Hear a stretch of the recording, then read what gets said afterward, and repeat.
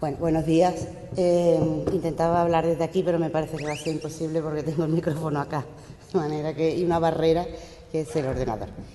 Bien, en primer lugar quiero darles las gracias a la Sociedad Extremeña de Historia porque ha tenido la amabilidad de contar conmigo para participar en estas jornadas dedicadas al Pacífico, que se insertan dentro de todo un ciclo, ¿verdad?, de actividades que se están celebrando, que se vienen celebrando a lo largo de este año, un año muy significativo, 2013, en el que se conmemoran los 500 años del centenario del descubrimiento de un nuevo océano.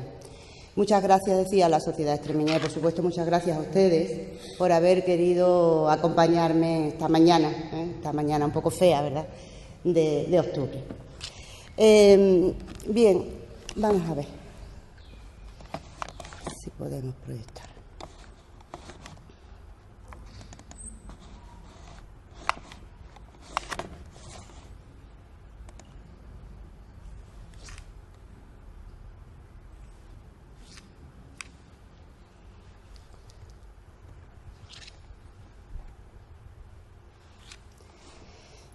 Bien, la figura de Vasco Núñez de Balboa siempre irá unida a la de un gran descubrimiento geográfico, la Mar del Sur.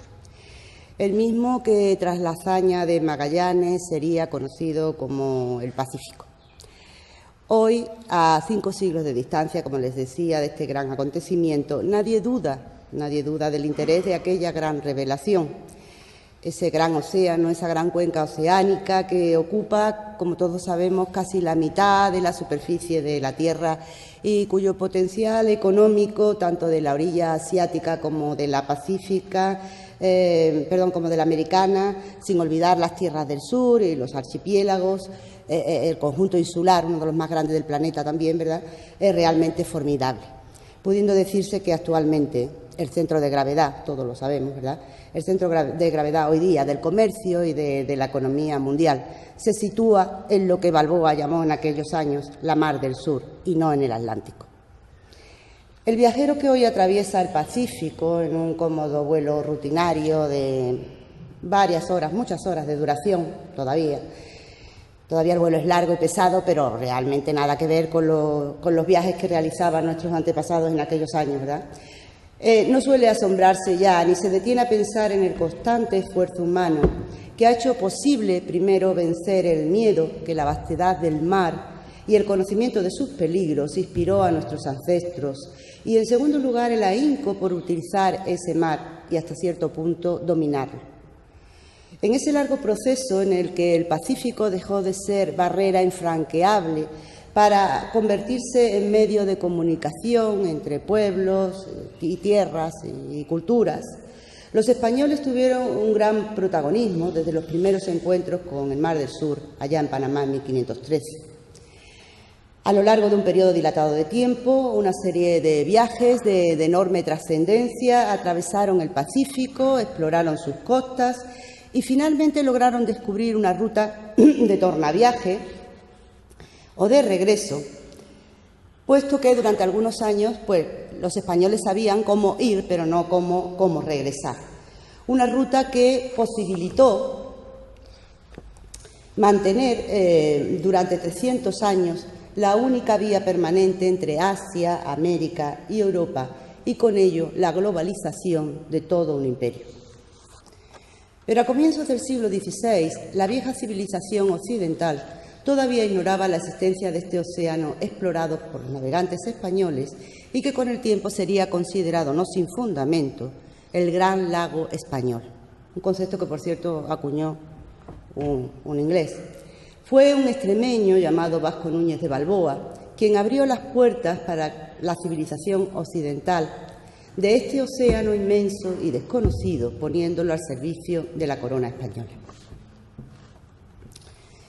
Balboa es un personaje histórico que desata pasiones. Desde hace tiempo son muchos los que militan en sus filas, yo diría que de una forma realmente apasionada, atraídos por el perfil heroico del hombre y por su señalada hazaña descubridora.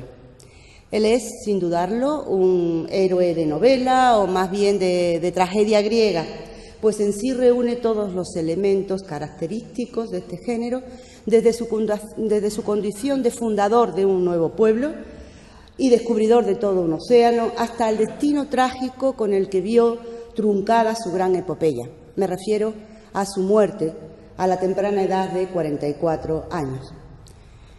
Pero no nos adelantemos a los acontecimientos. Corría el año de 1500. Los católicos reyes se han instalado en Sevilla junto a su distinguida corte. Todo un acontecimiento para la ciudad hispalense que derrocha una elevada suma en fiestas de bienvenida. El 5 de junio de ese año, un mercader sevillano, llamado Rodrigo de Bastidas, obtiene de los monarcas una licencia, una capitulación, para realizar un nuevo viaje explorador por ese océano desconocido. Pretende cumplir un sueño largamente acariciado. En el citado documento, la citada capitulación, se le nombra capitán de una pequeña flotilla de 2 barcos y se precisa que el objeto de la expedición, cuyos gastos debía asumir el capitán en su totalidad, no era otro que descubrir islas de tierra firme a las partes de las Indias o a otra cualquier parte, se dice textualmente. Una misión exploradora tan indefinida como la que años atrás guía a otros pilotos andaluces a surcar las mismas aguas tenebrosas sin saber a ciencia cierta a dónde le llevarían los alisios o cualquier inoportuno temporal. Así comenzó la historia del Darién, con este viaje de Rodrigo de Bastidas a las costas noroccidentales de América del Sur, que llegaría más allá de las tierras continentales exploradas por los viajeros españoles y que sirvió para descubrir el Golfo de Urabá en la actual Colombia y una pequeña porción de la costa atlántica, de la costa caribe del actual Istmo de Panamá. Aquí viajaba un hidalgo extremeño, natural de Jerez, cerca de Badajoz, así se conocía Jerez de los Caballeros en esta época, no por ese nombre que hoy conocemos, sino Jerez, cerca de Badajoz, o Jerez de Badajoz, ¿verdad?, como se le cita en los documentos, llamado, como todos ustedes saben, Vasco Núñez de Balboa, sin sospechar entonces lo que el destino le tenía reservado. Aquí da comienzo también el primer episodio americano de la vida de este famoso personaje. Fue, como bien se ha dicho, el de Balboa, un debut discreto. Balboa no ocupaba ningún lugar importante en la expedición. Era el escudero de un gran noble, de don Pedro de Portocarrero, el señor de Moguer, alias el Sordo. Era un hidalgo empobrecido, con deseos de vivir una aventura que en poco o en nada se diferenciaba del resto de los tripulantes que acompañaban a Bastidas. Era, por supuesto, uno más, en aquella tropa, diríamos, de desheredados que ahora se alistaba con este sevillano, hambrientos todos de fama, de honra y de riquezas. Eso sí, tenía una cualidad que despertó la atención de quienes lo conocieron. Era especialmente diestro con la espada, y esa era una virtud que hubiera pasado desapercibida, diríamos, en una época tan guerrera y militar como era aquella, a no ser, claro, que sus dotes fueran extraordinarias. Con su espada y su juventud a cuestas como único equipaje, bueno, entonces rondaría los 25 o 26 años, Balboa, se sentía rebosante de energía, pleno de vigor para enfrentarse a lo desconocido, incluso a embarcarse, tal vez por primera vez, en una de aquellas frágiles embarcaciones que aguardaban sultas en el puerto de Sevilla, en el puerto hispalense de Las Muelas, se le conocía con ese nombre, listas para surcar el inmenso y desconocido océano. Nunca sabremos en qué preciso momento el joven Balboa se sintió atraído por la aventura americana. ¿Cuáles fueron las verdaderas razones que lo movieron a abandonar las comodidades de la casa de los Portocarreros, los amigos de siempre, la confortable rutina, pienso yo, en la que transcurrían sus días desde que entró al servicio del señor de Moguer? No lo sabemos. La culpa, desde luego, parece ser, ¿verdad?, que la tuvo este hombre, la tuvo Rodrigo de Bastidas, que nunca fue escribano, como se ha dicho por ahí y como se recoge en muchos libros, ni ejerció esta profesión, sino que fue simplemente un marino y, sobre todo, un avispado mercader, ¿verdad? De regreso de este viaje, del viaje de Bastidas, del que se duda mucho la fecha exacta, los libros de historia dicen que fue en el 1501, parece que esto es imposible, que tal vez fue en 1502, pero no existe un registro exacto del año en que se realizó. Sabemos que la capitulación se firmó en 1500, pero no cuando se realizó exactamente el viaje. Bien, de regreso de este viaje decía que consiguió llegar hasta las inmediaciones del puerto de Nombre de Dios, que he tenido la suerte de visitar hace muy poquito tiempo, ahora en julio, del puerto de Nombre de Dios. Balboa, pues de regreso se instala en Santo Domingo, que constituye la central americana en estos momentos de lo explorado por los españoles. Allí sabemos que reside durante algunos años como encomendero y hacendado con escasa fortuna. La estancia de Balboa en la Española está envuelta, como tantas otras cosas que rodea la vida de nuestro personaje, en un halo de misterio. Durante los 8 largos años en los que el extremeño permaneció en la isla, no destacó, que sepamos, por ningún hecho sobresaliente. Y lo más probable es que compartiera el trajín diario y la oscura suerte de otros centenares de hombres que luchaban a duras penas por sobrevivir en medio de las enconadas refriegas con los indios y las luchas intestinas de ellos mismos como grupo, ¿no?, de los españoles. Su vecindad en la pequeña villa de Salvatierra de la Sabana, en donde parece ser que se instala, aquí en este extremo occidental, este es un mapa del siglo XVIII, en la parte que hoy día se corresponde con Haití, justo aquí, donde figuran las calles, ahí es donde estaba situada Salvatierra, la villa española Salvatierra de la Sabana. Aquí es donde reside durante un tiempo, durante unos años, durante 8 años, Balboa.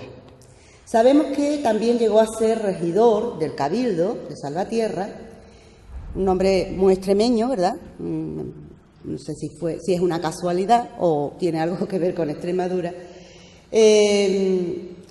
pero realmente, bueno, quedan por aclarar pues prácticamente todo sobre esta etapa de la vida de Balboa en Santo Domingo. Pues si bien sabemos que, bueno, con mucha fantasía, los historiadores han adornado esta etapa hablando de cuestiones que desde luego ni están documentadas, ni nadie lo dice, etcétera, mucha fantasía, con la que se pretende, pues eso, compensar la desgraciada falta de noticias que tenemos sobre el personaje. Por lógica, podemos imaginar a Balboa luchando como un soldado más a las órdenes del capitán Diego Velázquez de Cuellar, lugarteniente de Obando y futuro gobernador de Cuba, allá en la provincia india de Jaragua, que se encontraba precisamente por esta zona, por la zona occidental de la isla. Podemos imaginarlo también asistiendo al reparto de las primeras tierras entre estos hombres que han participado en la conquista, etcétera, etcétera. Pero, insisto, nada está documentado. Sea como fuera, su vida en estos oscuros años, la vida realizada por Balboa en estos oscuros años, lo ha llevado a acumular cuantiosas deudas. No veía el modo de escapar de la isla para huir de los acreedores que lo asediaban con sus amenazas y requerimientos. Sabemos que Balboa estaba arruinado, llegó un momento en que se arruinó completamente y, para colmo de males, el 3 de agosto de 1508, a eso del mediodía, un huracán de una enorme violencia irrumpió sobre la isla, arrasando cosechas y destruyendo haciendas y ganados, mientras que en el puerto de Santo Domingo se perdieron más de 20 naos y carabelas que estaban allí atracadas. Años después, los vecinos recordaban que fue la más espantosa cosa que ojos de hombres pudieron ver en estos casos. Aseguraban también que las pérdidas materiales, pues hubo algunos españoles que vieron arruinada toda su hacienda, y de vidas humanas, había sido considerable. Todavía no había transcurrido un año cuando un nuevo y devastador huracán se cebó con la isla el 10 de julio de 1509. La situación volvió a repetirse, ¿verdad? Cuando la Española comenzaba a recuperarse de estas dos grandes catástrofes, un buen día llegó a oídos de Balboa la noticia de que Alonso de Ojeda y Diego de Nicuesa, dos hidalgos, ilustres hidalgos avecindados en la isla de la Española, a los que conocía desde años atrás, estaban preparando una flota, estaban preparando un nuevo viaje de exploración, habían conseguido una nueva capitulación de la corona y iban precisamente a dirigirse a ese lugar en donde Balboa había estado tiempo atrás con Bastida. Y Juan de la Cosa, que no lo he mencionado. Juan de la Cosa participó también, el famosísimo Juan de la Cosa participó también en el viaje de Bastida y en este que estoy mencionando. En ese preciso momento, Balboa comenzó a urdir un plan para escapar de la isla.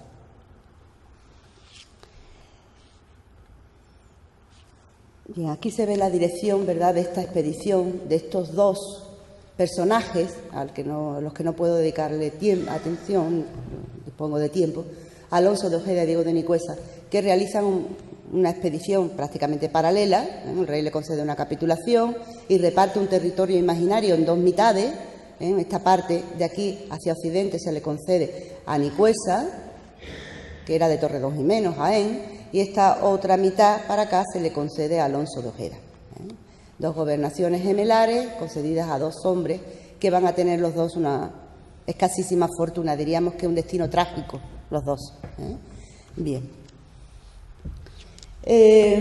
Decía que la figura de Balboa ha despertado el interés de la literatura, la historia y el arte con ese arrebatado entusiasmo que suele suscitar el héroe y sus hazañas. Pero la fisonomía del descubridor se oculta en la nebulosa del imaginario colectivo y seguramente nunca podrá ser desvelada. La iconografía de Balboa es la historia de un retrato hablado, dado que la única imagen que de él se conserva procede de la narración de los cronistas y de los fingidos retratos también, que ilustran las crónicas, como esta famosa década de Antonio de Herrera, Historia General de los Hechos de los Castellanos, etcétera, etcétera, en donde se recoge, entre otros personajes, a Balboa, está aquí reproducido, lo recoge precisamente en ese momento estelar, ¿verdad?, del descubrimiento del Pacífico. Imagen que va a inspirar los lienzos decimonónicos, casi todos pintados en el siglo XIX, lienzos absolutamente idealizados, imaginados, etcétera, etcétera, en donde se recoge la imagen de un hombre relativamente joven, de muy buena apariencia, ¿verdad?, que, digamos que responde a esa descripción que nos dejó la única persona que nos describe al personaje, es el famosísimo fraile Bartolomé de las Casas. Bartolomé de las Casas escribe en su crónica. Bartolomé de las Casas llegó a conocer personalmente a Balboa, no habla de oídas, él lo conoció, convivió con él durante algunos años porque coincidieron ambos durante su estancia en Santo Domingo. De manera que cuando Las Casas habla de Balboa, habla sabiendo lo que dice. Bien, pues Las Casas anota textualmente lo siguiente, ¿no? Dice que cuando Balboa zarpó a la tierra firme, contaba hasta 35 o pocos más años, que era bien alto y dispuesto de cuerpo y buenos miembros, fuerzas, dice, y gentil gesto de hombre muy entendido y para sufrir muchos trabajos, mucho trabajo.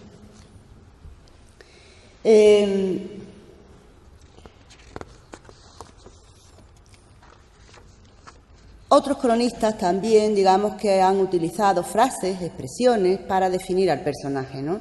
Pedro Mártir de Anglería lo considera un excepcional espadachín y dice que más por la fuerza que por los votos había usurpado el mando en el Darién. Otros autores insisten en ese aspecto, en esa cualidad de Gregis Gladiator, ¿no?, el gran espadachín que fue, lo que debió de ser Balboa.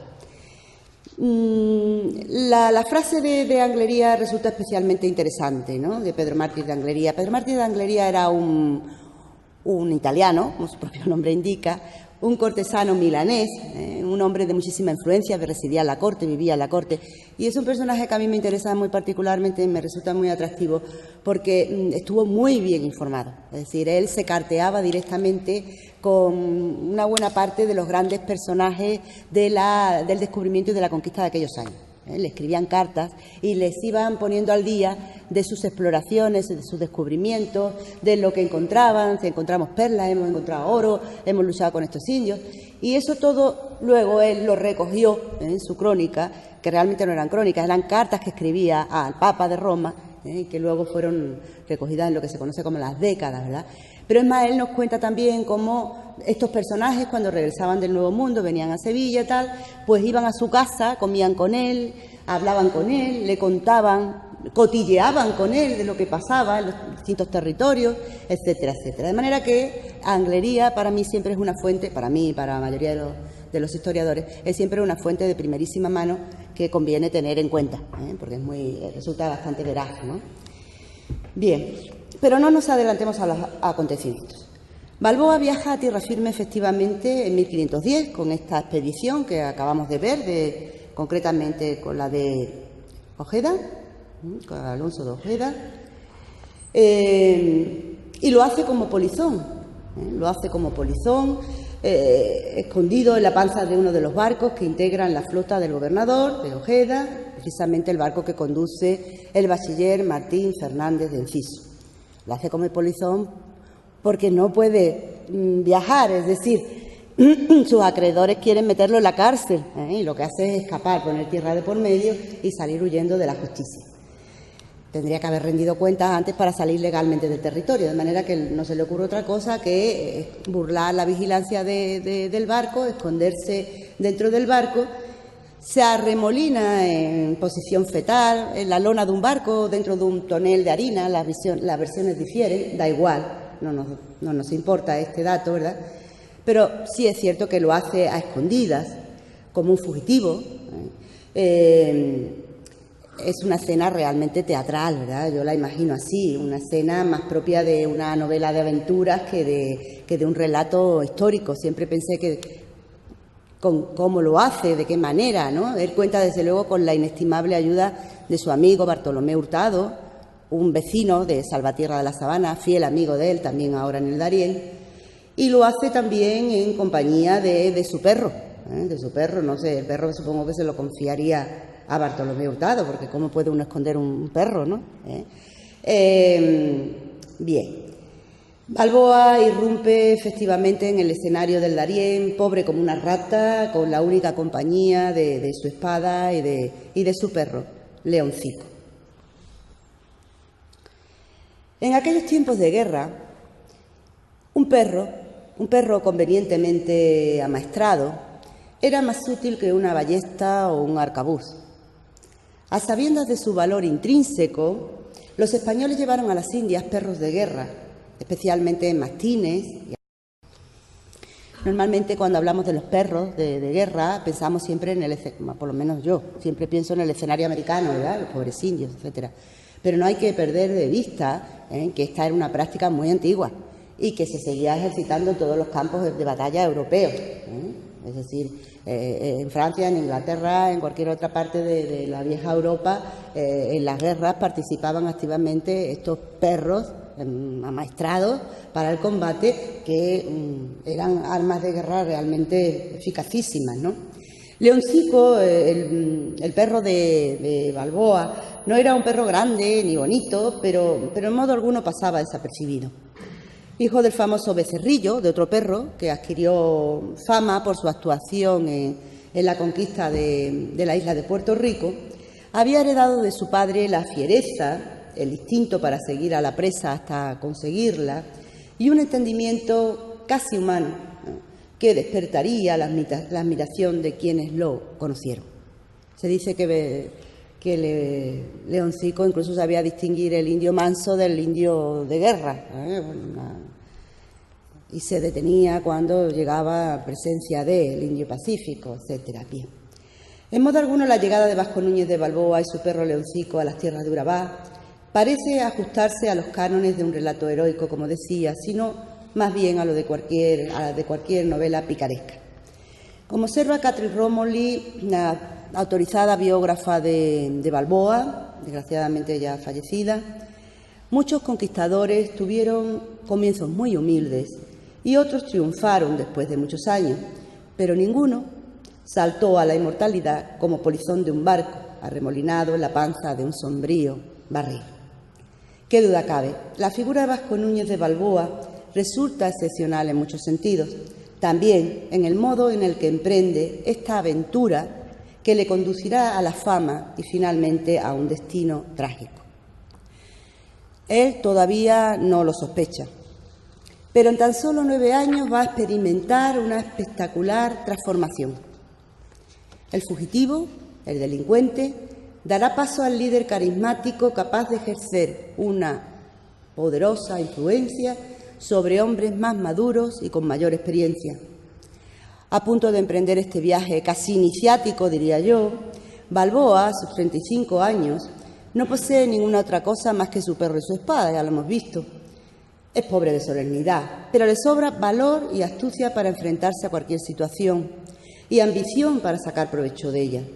Espadachín, ambicioso y aventurero, Balboa exhibe ya a sus 35 años el suficiente carisma y las dotes de mando necesarias para convertirse en todo un caudillo.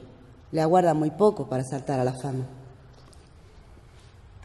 Esta es una imagen también, es muy bonita y muy interesante, del uso de los conquistadores, de los perros de guerra, ¿verdad? Que procede del famosísimo lienzo de Tlaxcala. Bueno, no hace falta ni explicarlo, ¿no? Se explica por sí sola. Pintura de los propios indios, ¿no? Los propios indios dibujaron así lo veían, ¿no? Bien, vamos entonces al descubrimiento de la Mar del Sur. Vamos a pegar un salto en la vida de Balboa, porque si no sería imposible, ¿eh? No quiero aburrirlos esta mañana, que ya lo estoy haciendo. Se ha dicho que las Indias fueron conquistadas por los propios indios. Esta es una frase muy interesante, ¿no? Salude con ello, claro está, la inestimable ayuda que los indios proporcionaron a los españoles en su avance por las tierras exploradas y conquistadas, ¿no? Esto resulta particularmente cierto también en este caso, en el caso que estamos viendo esta mañana, en el descubrimiento de la Mar del Sur, porque es cierto que ese descubrimiento fue posible gracias a la información que los indios cuevas, así se llamaba la etnia que habitaba la población el territorio del Darién, proporcionaron a Balboa sobre la existencia de otro mar. Y ojo que he dicho descubrimiento, y no me voy a inventar otra palabra. Descubrimiento desde la perspectiva del viejo mundo, obviamente.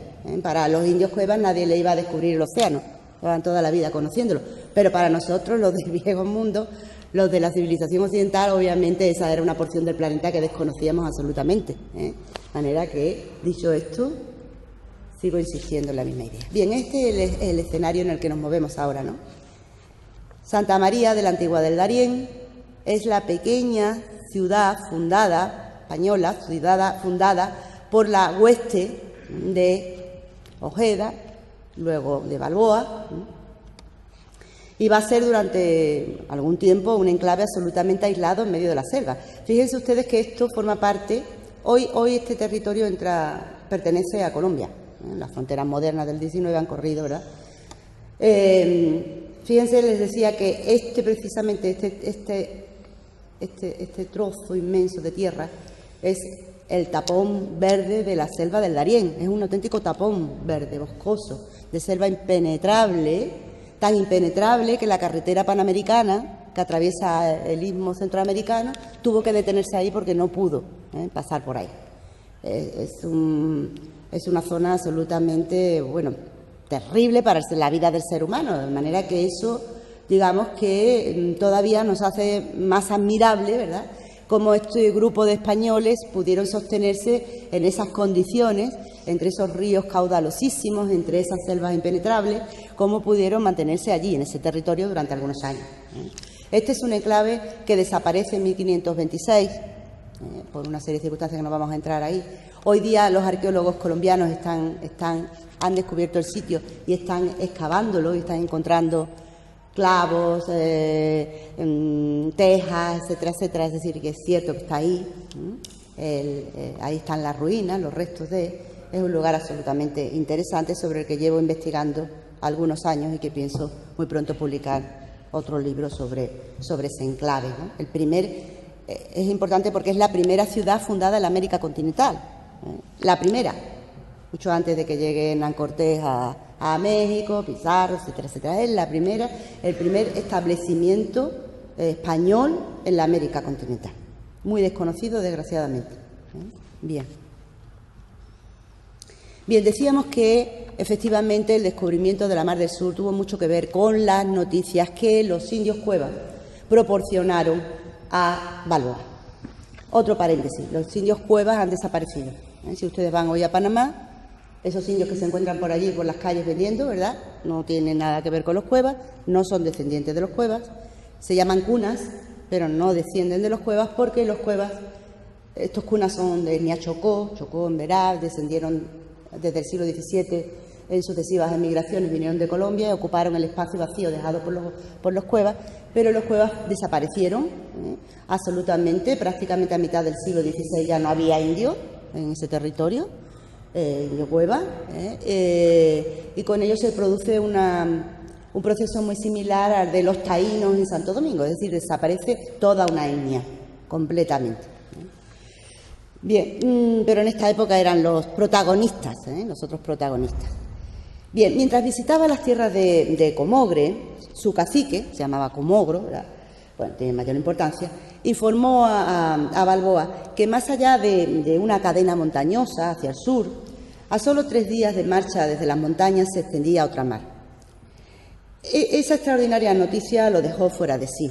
La remota posibilidad de que él, Balboa, y no otro, fuera el elegido por la providencia divina para culminar el gran sueño de los reyes de Castilla y de paso reivindicar su maltrecha figura ante los monarcas, era un sueño demasiado hermoso y merecía la pena luchar por él. Balboa no se amilanaba con facilidad y en cuanto pudo puso en marcha una nueva expedición, ocultando su objetivo, si hemos de creer a Oviedo, para que nadie supiese realmente qué era lo que pretendía, ¿no?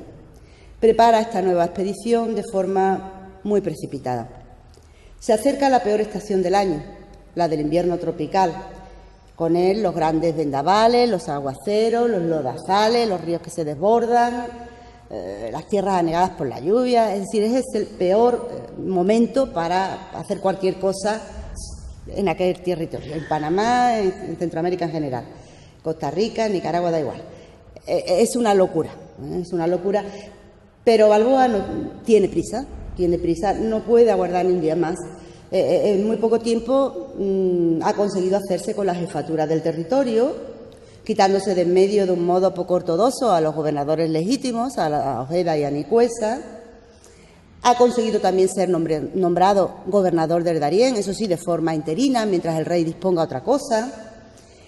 Pero hasta él han llegado noticias de que en la corte, en España, el rey Fernando, disgustado por su irregular proceder, por las noticias que le llegan desde el Darién, está preparando su relevo con el nombramiento de un nuevo gobernador que va a ir a sustituirlo. Necesita, piensa Balboa, realizar una gran hazaña, lo suficientemente grande e importante como para hacer desistir al monarca. Sabe que existe un gran océano, eso le dicen los indios. Un océano, una cuenca oceánica completamente desconocida. Seguramente es el otro mar que estaba buscando Colón, él piensa eso. Y desatendiendo todos los consejos, una vez que consigue reunir los hombres necesarios, los indios le hablan de que necesita una fuerza de al menos 1000 hombres. Y una vez que le llegan refuerzos de Santo Domingo, pues se decide rápidamente en ir a su busca.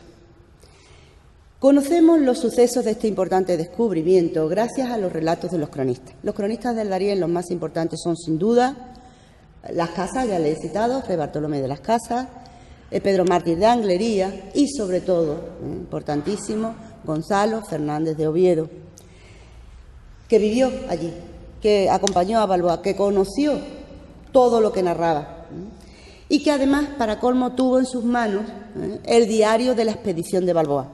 Balboa le confió, antes de morir, antes de ser ajusticiado, le confió su diario personal de la expedición. De manera que gracias a eso podemos conocer con detalle cómo se produjo esa gesta, ¿no?, ese descubrimiento.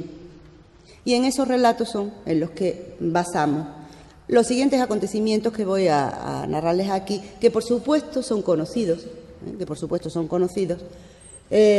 porque es lo único que se conoce de ese momento, lo que nos dice Oviedo concretamente, pero que creo que sería oportuno, puesto que estamos celebrando el 5º centenario de ese descubrimiento, sería oportuno recordarlos, rememorarlos en esta fecha, ¿verdad?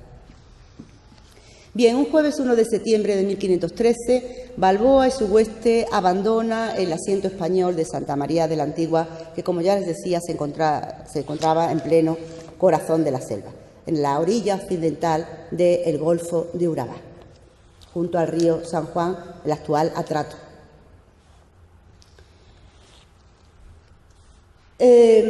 Para esta aventura ha seleccionado hasta 190 españoles, los que le pareció ser más varones y para sufrir mayores trabajos, dice Las Casas, más varones y para sufrir mayores trabajos, es decir, buscó a los hombres más valientes, a los más fuertes, a los más resistentes, a los más aguerridos, le iban ellos sus méritos, así que eligió a los mejores, así como numerosos perros bravos adiestrados para el combate. Embarca todo lo necesario para el viaje: alimentos, espadas, ballestas, rodelas y algunas escopetas, y con un galeón y 10 canoas o bergantines, se le cita por ambos términos, se dirige por mar bordeando la costa hasta el puerto del Cacicazgo de Careta, que luego va a ser conocida con el nombre de Acla. Acla significa huesos humanos en lengua coda. Voy a ver, me disculpa, un poco de agua.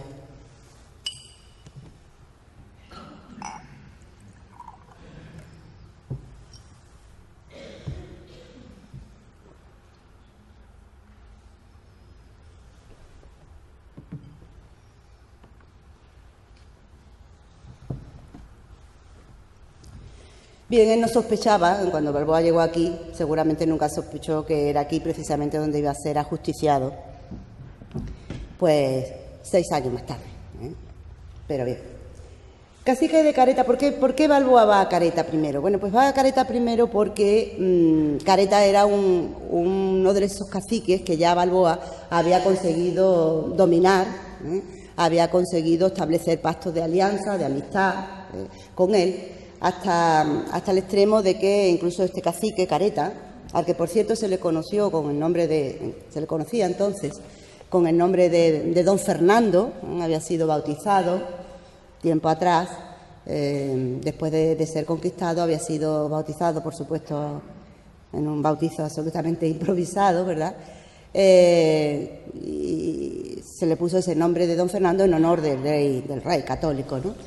Bien, don Fernando, o cacique o Careta, le había ofrecido a Balboa tiempo atrás también, en señal de alianza, una de sus mujeres, de sus hijas más bellas, una india que va a jugar un papel muy importante en la vida de Balboa, pero de la cual curiosamente no conocemos el nombre, no sabemos cómo se llama. Y claro, como está feo eso de decir la India para arriba y la India para abajo, pues un escritor panameño, hace ya muchos años, en una novela histórica que se hizo muy famosa, novela, pero se hizo muy famosa, como si fuera historia, pues puso por nombre a esa india Anayansi. No sé si han oído ustedes hablar de Anayansi, nombre que nunca existió, es decir, un nombre absolutamente inventado. Rodrigo Miró se lo inventó, ¿verdad? Y esa india sigue conociéndosele hoy por ese nombre, pero realmente nadie nos ha dicho cómo se llamaba. Y también tampoco se dice de que Balboa no tuvo solo una india con él, tuvo al menos 2, y por supuesto debió de tener muchas más. Balboa tenía un harén de indias, porque era corriente que los españoles, cuando iban pasando por los distintos cacicazgos, los caciques, en señal de amistad, le entregaban oro, perlas, alimentos, etcétera, etcétera, y sus mujeres indias, en señal de amistad, cosa que hacían entre ellos también, entre los propios cacicazgos, después de entrar cuando establecían alianzas de paz, ¿verdad?, pues se agasajaban mutuamente con sus mujeres, ¿no? De manera que era una práctica absolutamente común. Bien, Balboa tuvo al menos 2 mujeres, ¿eh? De una se dice que la amó como si fuera su esposa, que la amó mucho, se dice, ¿no? Pero no sabemos si era esta Nayansi o otra de la que hablan los cronistas. Bien, pues este Careta, que era casi suegro, podríamos decir, utilizando términos actuales de Balboa, va a ser el que le va a proporcionar a Balboa los refuerzos inmediatos para comenzar su expedición. Por razones que desconocemos, la mitad de los hombres que trae desde el asiento español de Santa María de la Antigua, bueno, pues recibieron orden de permanecer allí. Y, de hecho, Balboa, digamos que establece un campamento base allí en Careta, en el puerto de Acla. Deja la mitad y la otra mitad, los 92 restantes, son los que constituyen la verdadera fuerza exploradora. 92 hombres de armas y 2 sacerdotes que acompañaban a esa expedición, a quienes Balboa, como ya dije antes, Balboa debió de ser un gran desconfiado, ocultó el verdadero objetivo de aquella expedición, pues les engañó, nos dicen los cronistas, diciéndole que iba a buscar minas de oro, iban a ver si encontraban nuevas minas de oro.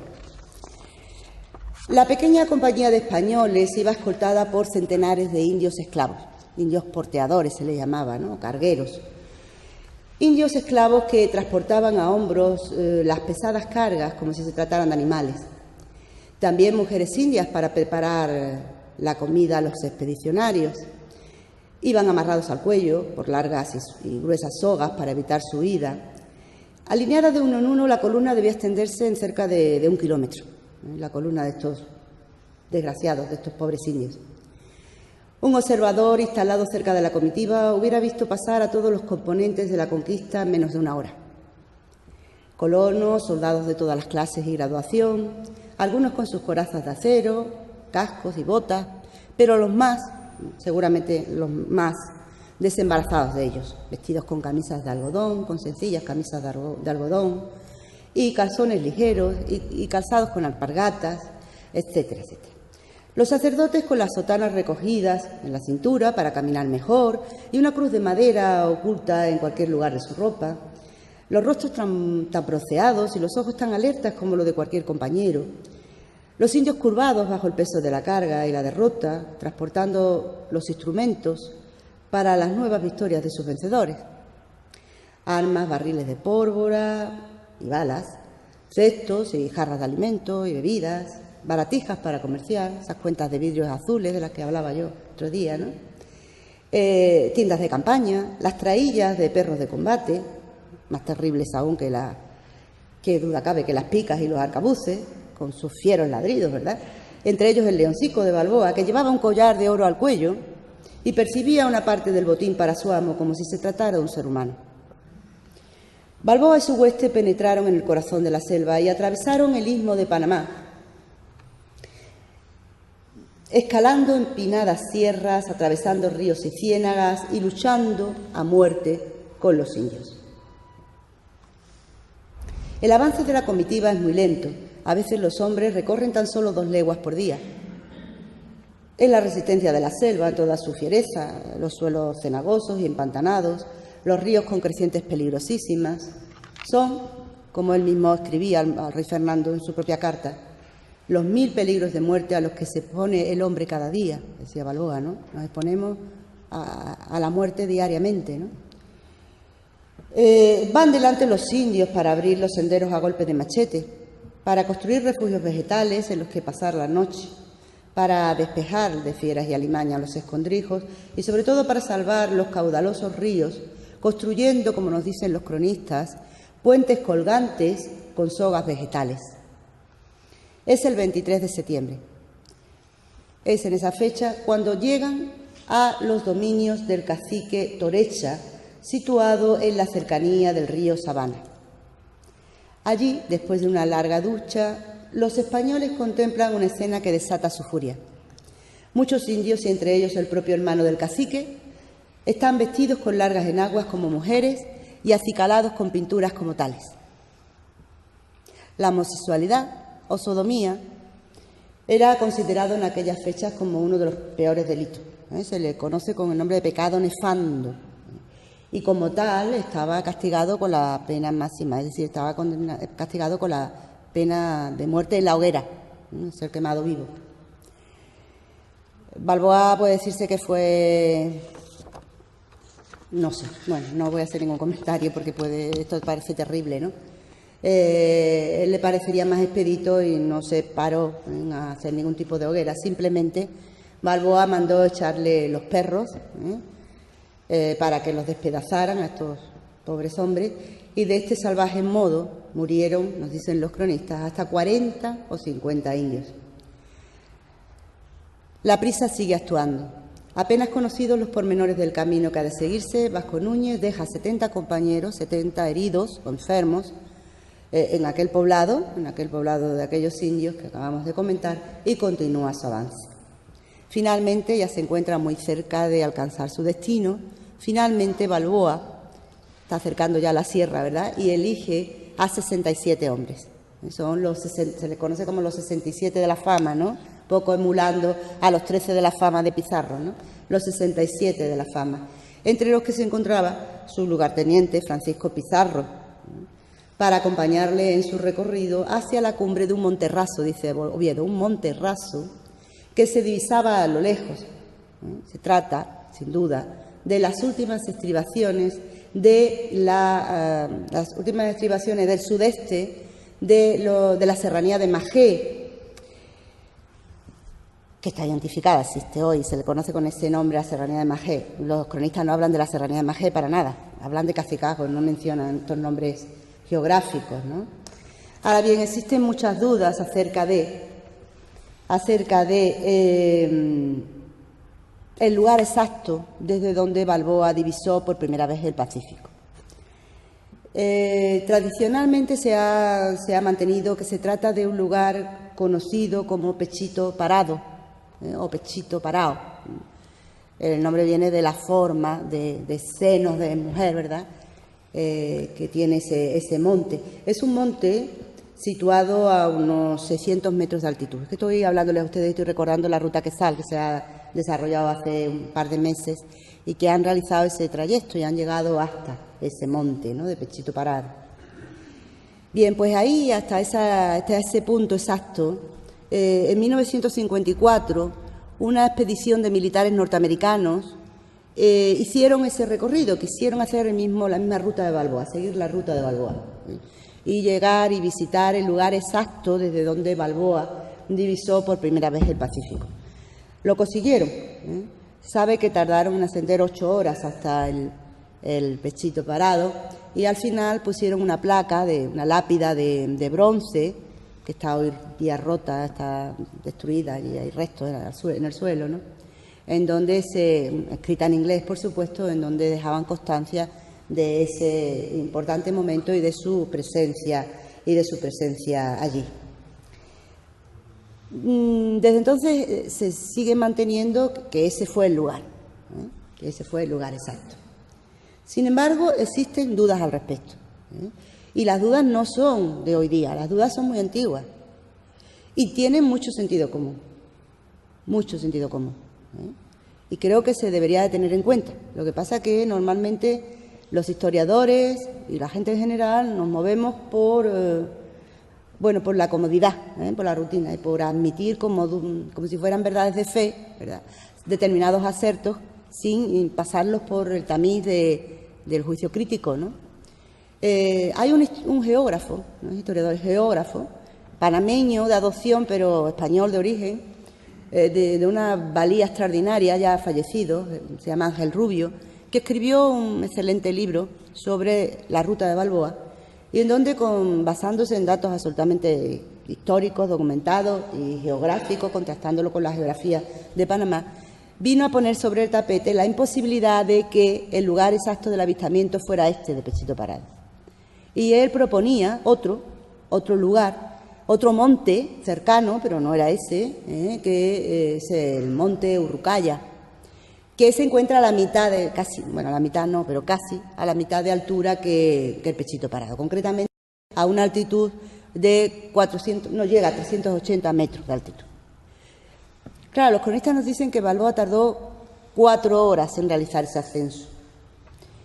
Y eso no casa con esas 8 horas que tardó esa expedición militar en ascender al Pechito Parado, con lo cual, midiendo la distancia recorrida y el tiempo transcurrido, ¿verdad?, como que, y otra serie de circunstancias, pues hacen desconfiar de que ese fuera el lugar exacto del Pechito Parado. Bien, hoy está de moda porque estamos celebrando este año el 5º centenario, ha habido multitud de expediciones que han ido hacia allí, han intentado llegar hacia allí, todas te transmiten que aquello es una auténtica epopeya, es decir, es durísimo, durísimo llegar allí, durísimo. No se entiende cómo estos hombres pudieron hacerlo en aquellos años con los medios de los que disponían, ¿verdad? Y bueno, se han realizado una serie de expediciones, se han filmado documentales. Bueno, yo creo que el Pechito Parado ha tenido, desde la época de Balboa, más visitas de las que ha tenido nunca, ¿no? Yo creo que allí los 4 indios que viven a los alrededores son los únicos que se han acercado por el lugar, pero este año ha sido visitadísimo, ¿no? Bien, sea cual fuera el lugar exacto del avistamiento, no cabe duda de que el ascenso, como les decía, debió ser larguísimo y penosísimo. Más de 4 horas, que debieron hacerse interminables, tardaron los españoles en alcanzar la cumbre, les decía. Por fin, los guías indios que precedían a la columna de españoles se detuvieron por un momento y comenzaron a agitar sus brazos con nerviosismo, indicando que desde allí se divisaba el otro mar. Eran las 10 de la mañana de un martes, pues no sabemos si era un martes 25 de septiembre o 27 de septiembre, también eso está enredado, también sobre eso existen dudas. Balboa anotó en su diario, anotó que el gran avistamiento tuvo lugar un martes 25 de septiembre, pero resulta que en aquel año, el 25 de septiembre, no cayó en martes, cayó en domingo. Bueno, eso lleva a sospechar también que el día del descubrimiento no se produjo el martes, que se equivocó, hubo un error de anotación en la fecha y que realmente debió de producirse un martes 27 de septiembre, de manera que tampoco tenemos certeza, hoy por hoy, si esa fecha importante fue un 25 o fue un 27. Bien, otro dato más que añadir a la dificultad de conocer al personaje y a su gran epopeya.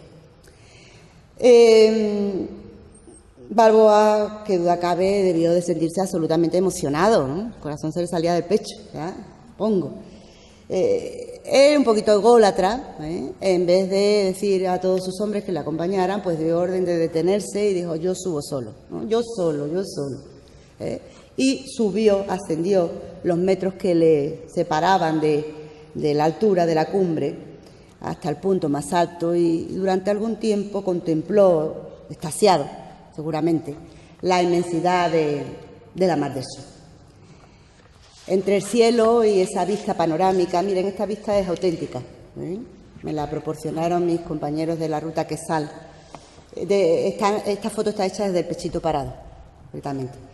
Se ve mal porque era un día de niebla. Esto, y además porque la foto aquí hay otra, bueno, sí, ahí quizás se ve mejor que aquí, yo lo estoy viendo peor que ustedes. Esto es el océano, esto es el océano, todo esto es el océano. Esto es lo que vio Balboa ese 25 o 27 de septiembre por primera vez. Este es el Pacífico.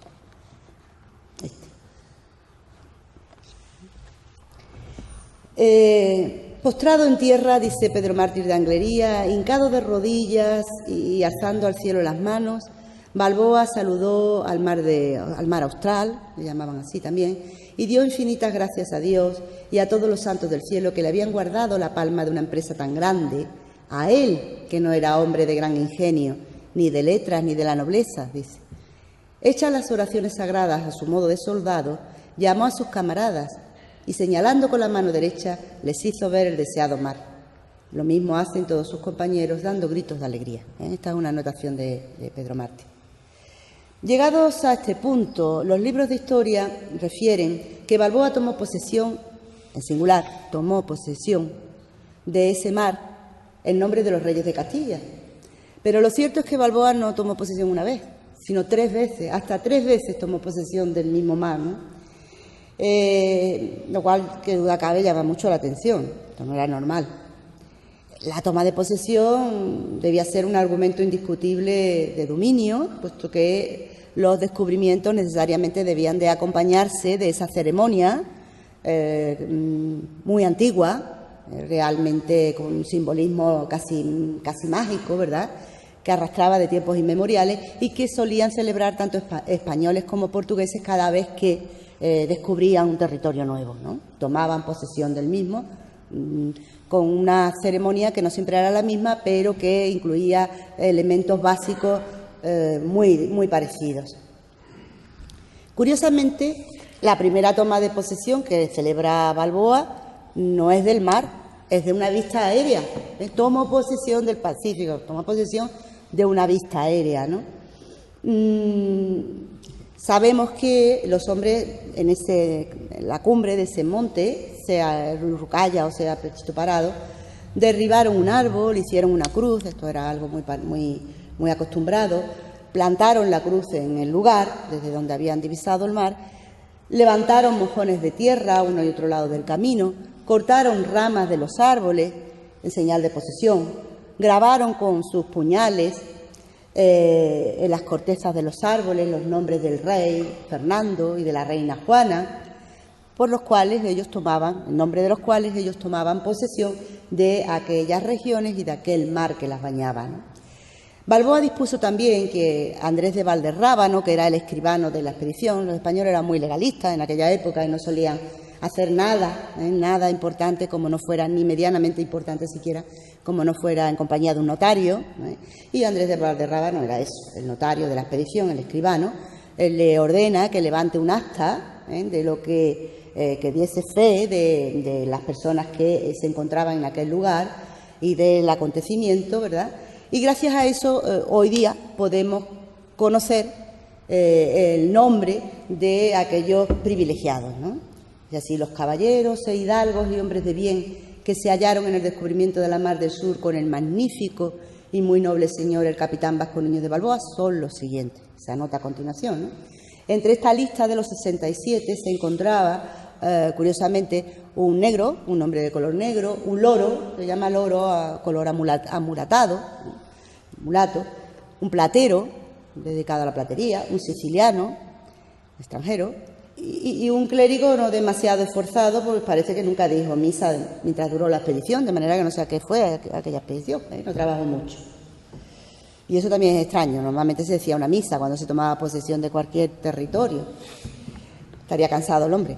Había una nutrida representación de todas las regiones españolas y, por supuesto, de Extremadura, duda cabe, entre ellas Francisco Pizarro, un amigo de Balboa en estos momentos. Curiosamente, ¿verdad?, lo que ocurre, el destino, qué duro y qué cruel es el destino. Curiosamente, el hombre que luego, transcurridos 6 años, pues va a ser el que lo prenda y lo lleve al patíbulo, ¿no? Pizarro. Bien, Francisco Pizarro, el gran luego conquistador del Perú. Francisco Martín de Don Benito y Alonso Martín de Don Benito, aunque este último no aparece en esa lista de los 67, él lo dice en su declaración de méritos y servicios. Es posible que fuera en el grupo de los 190.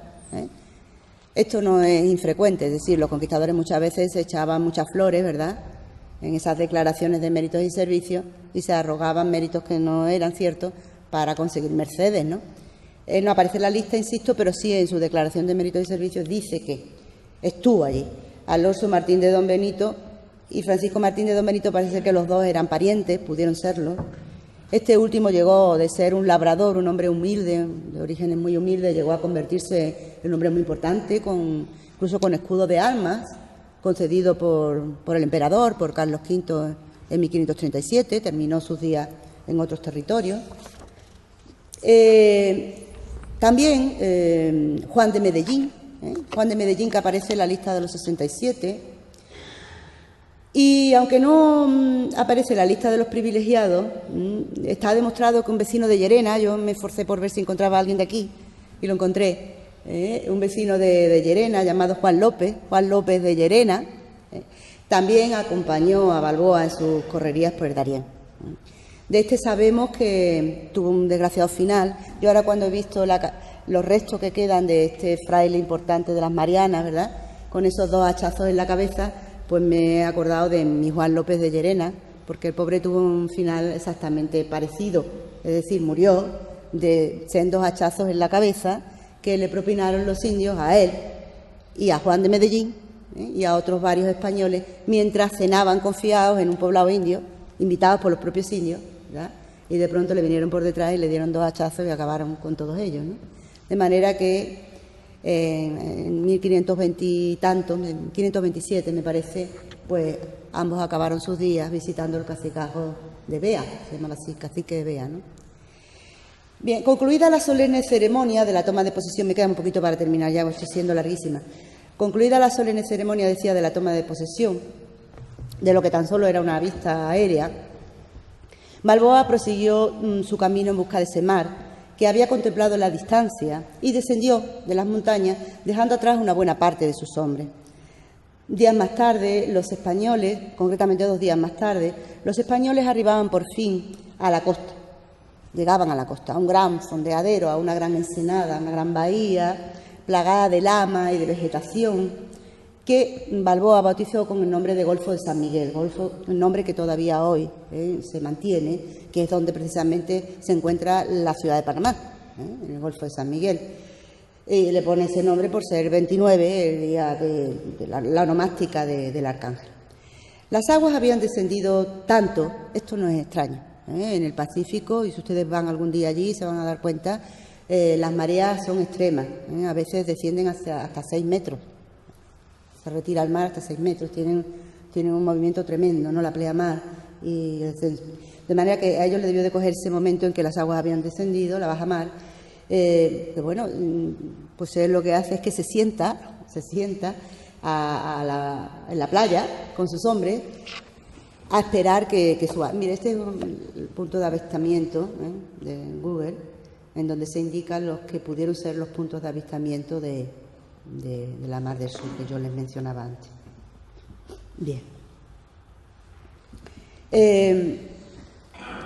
Bien, espera que suba la marea, ¿no? Cuando llega el momento esperado, se dispone a tomar posesión otra vez más, por segunda vez.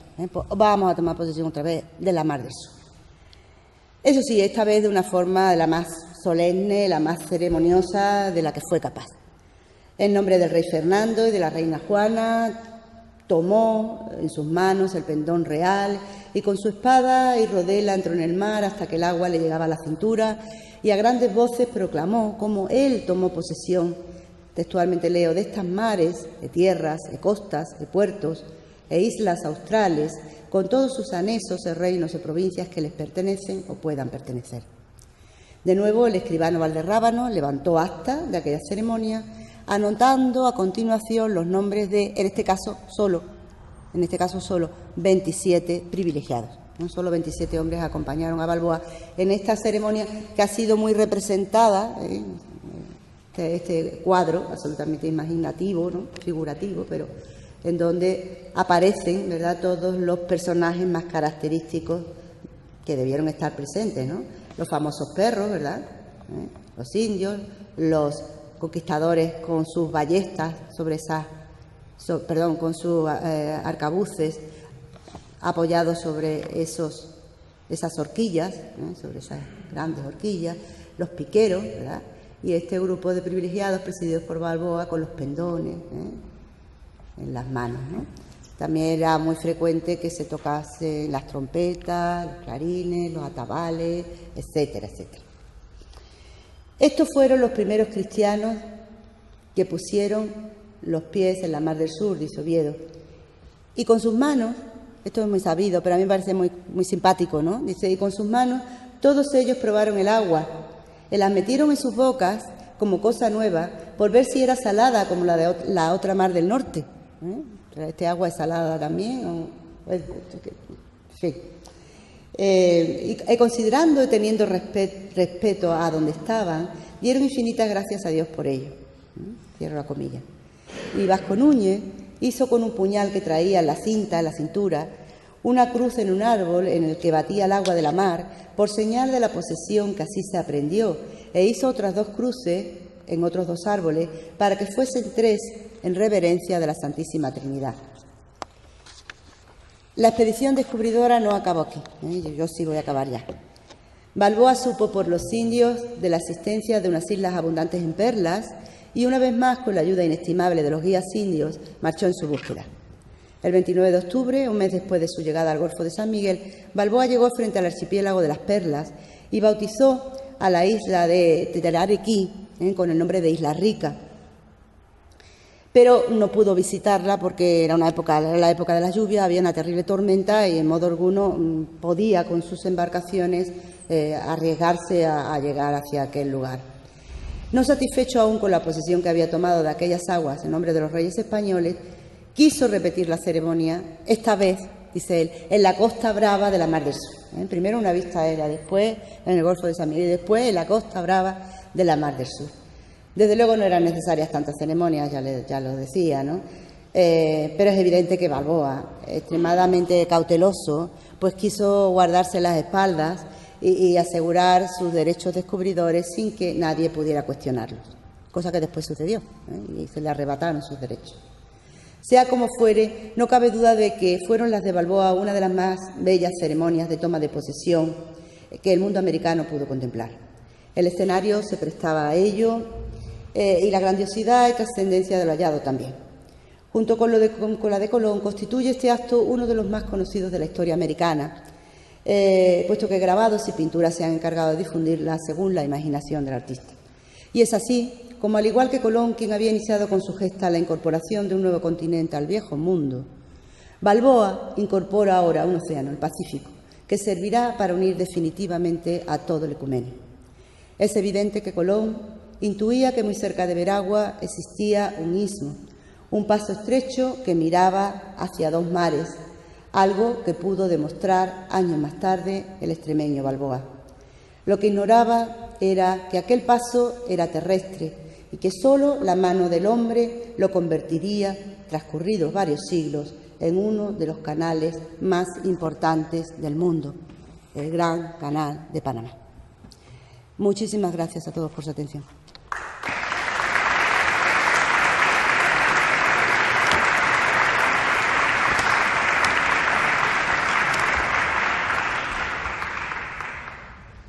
Bien, interesante la ponencia de la profesora Carmen Mena. Qué duda cabe que es conocedora de la figura de Vasco Núñez de Balboa y también de su antagonista, de Pedrarias Dávila. Según el programa, es hora del descanso, pero quizá haya tiempo para alguna pregunta. Que he hecho un esfuerzo por no mencionarlo, como veréis. Sí. Sí, Rogelio. Yo creo que se me puede oír a pesar de no tener el micrófono. Felicitarle por su participación y por su excelente conferencia, sobre todo por los datos académicos que da y a la vez la cercanía de la impartición de esta conferencia. Supongo que conocerá, dentro de lo que son todas las obras relacionadas con Vasco Núñez de Balboa, una que tiene un cariz claramente de literatura y es la obra de Stefan Zweig, la de Huida hacia la eternidad. Quisiera saber si realmente hay algo de cierto en que la figura de Vasco Núñez de Balboa tenía como cierta obsesión de una huida hacia adelante, más que un deseo de descubrimiento, un deseo de supervivencia de su propia figura. Sí, la pregunta es muy interesante y yo creo que las dos opciones casan, no tienen por qué ser opuestas. Es decir, es cierto que Balboa tenía necesidad urgente. Hay que comprender, claro, yo he tenido que pegar un salto porque no quería cansarles a ustedes, ¿no? Entonces he pegado como un salto desde que llega allí hasta que descubre la Mar del Sur. Luego ya no sabemos nada más, ¿no?, del personaje. Vamos a ver, Balboa se instala.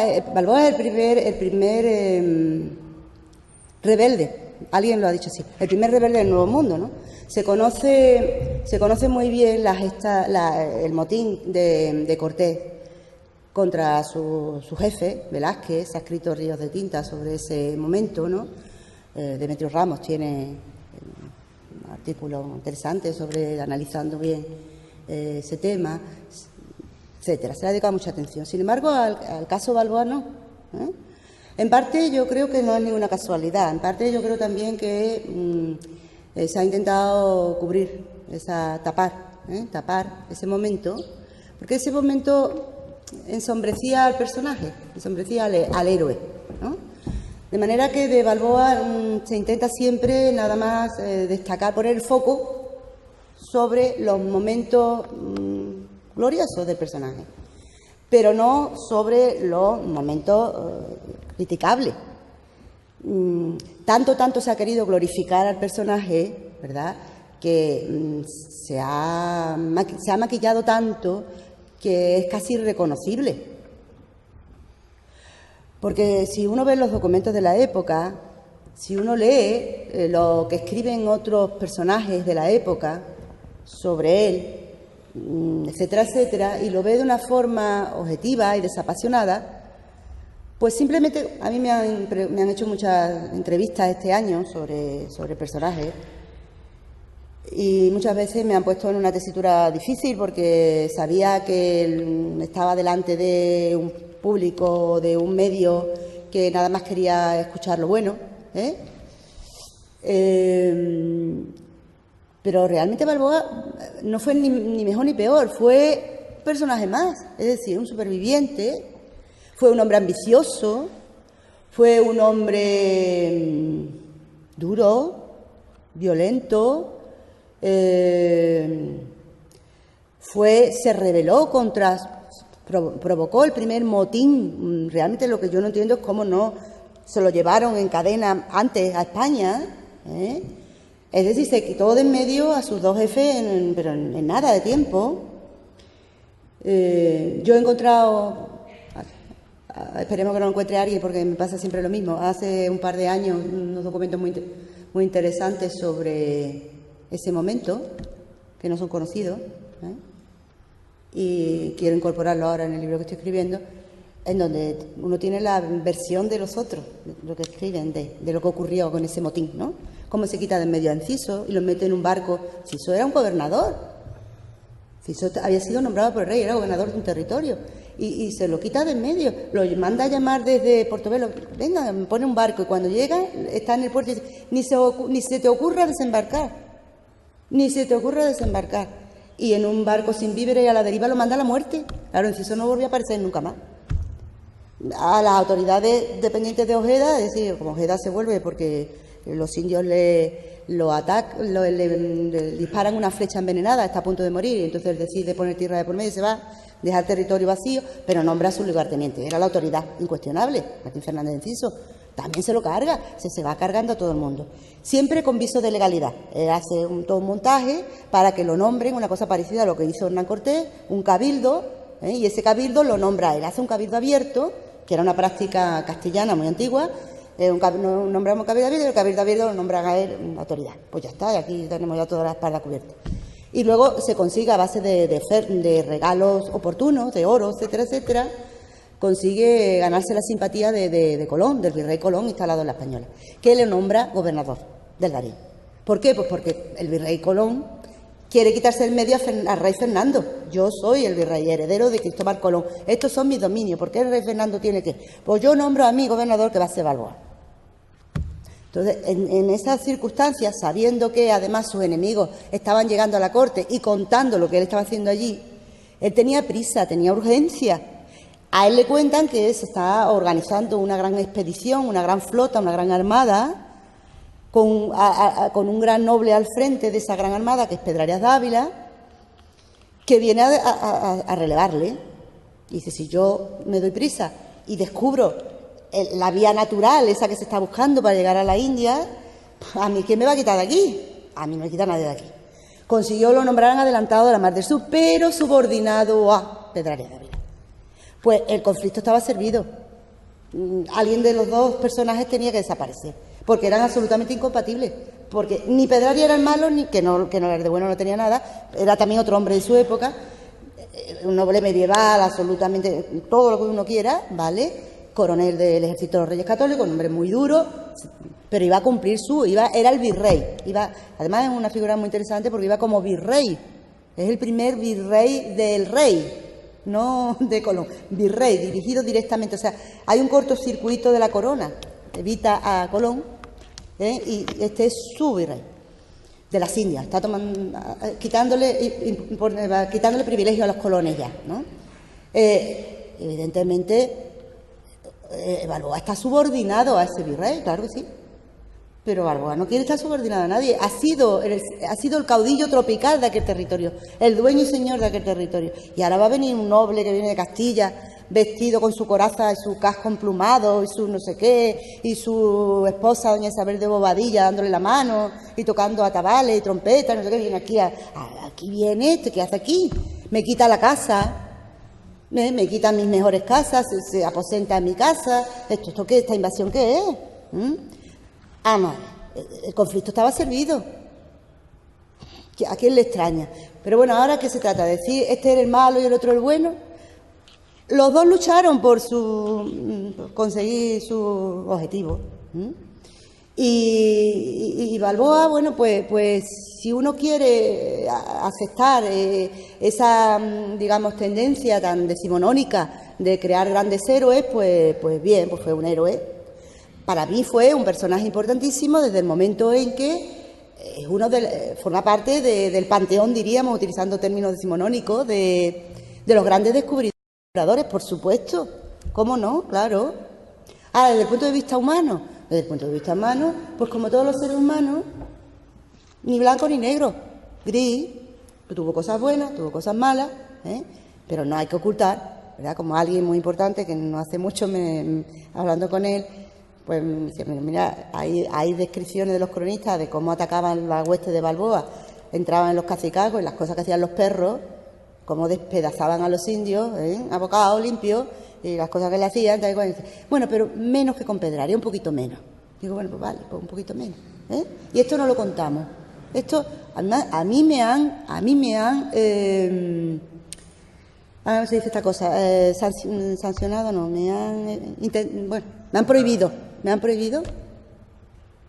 poner una imagen que es muy conocida de Teodoro de Brie, donde aparece esa descripción de los perros atacando ¿no? No es conveniente. ¿Pero por qué no es conveniente? Pero vamos a ver, si eso lo hacía todo el mundo, pero no en América.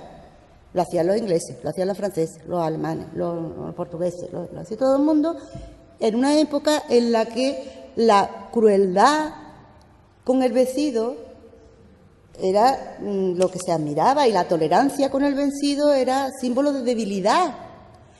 Vamos a ver, el tema de los derechos humanos es muy reciente. Yo precisamente me dedico a eso, es muy reciente. Es un tema de nuestros días.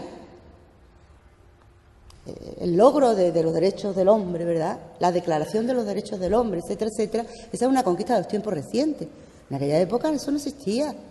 Entonces, vamos a ver, ¿cómo podemos enjuiciar una época en la que existían estos valores con los valores actuales? Pues obviamente vamos a llegar a conclusiones falsas, ¿no?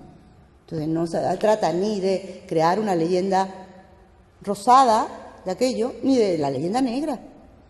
Aquello fue como fue. Y hay que compararlo y equipararlo con lo que se hacía en otros escenarios. Y era lo mismo. Los hombres de aquella época eran hombres muy crueles. Pero todos... No sé si era eso lo que usted me preguntaba. Yo me pongo a hablar... Perdón. Se nota que me gusta el tema, ¿verdad? ¿Alguna otra pregunta? Una pregunta bastante concreta. Usted ha dicho que Balboa era un hidalgo empobrecido. ¿Eso forma parte de lo que se estima por comodidad, como usted misma ha dicho? ¿O se sabe que su familia no fue pobre, pero que vino a empobrecerse? No se sabe nada. Nada. La desgracia que tenemos los que nos dedicamos a investigar sobre esa época, ese territorio y esos personajes, es que cuando llegamos a Balboa tenemos un gran problema. Bueno, antes de que me desvíe, como yo suelo, lo único que se sabe es que las casas, Bartolomé de las Casas dice textualmente que era hidalgo y que era de, bueno, él dice que era de Badajoz, precisamente de las casas de Guerra, que era hidalgo, se dice que era hidalgo. ¿Por qué decimos que era un hidalgo empobrecido? Pues un hidalgo segundón, un hidalgo de esta segunda tan característica, de estos hidalgos que marcharon a las Indias. Era un criado de que eso era también muy frecuente, de un gran noble, ¿no? Normalmente los hidalgos, los hijos de los hidalgos solían pasar al servicio de estos nobles, que eran los que le adestraban en el uso de las armas, le transmitían una serie de conocimientos de cultura, etcétera, etcétera. Entonces, esa masa de hidalgos que aquí en España hubieran vegetado sin gran fortuna y que recoge tan admirablemente la literatura del siglo de oro, ¿no? La picaresca, se traslada en masa a América. Y suponemos que Balboa era uno de ellos, un hidalgo empobrecido, un hidalgo, un hijo de hidalgos, etcétera, etcétera. Pero no sabemos nada. Se habla de que sus padres fueron tal, fueron cual, nadie lo ha dicho. Todo es, se supone que los Balboa vienen de Galicia, los Balboa vienen de no sé dónde, sabemos que era de Jerez de los Caballeros, eso sí se dice.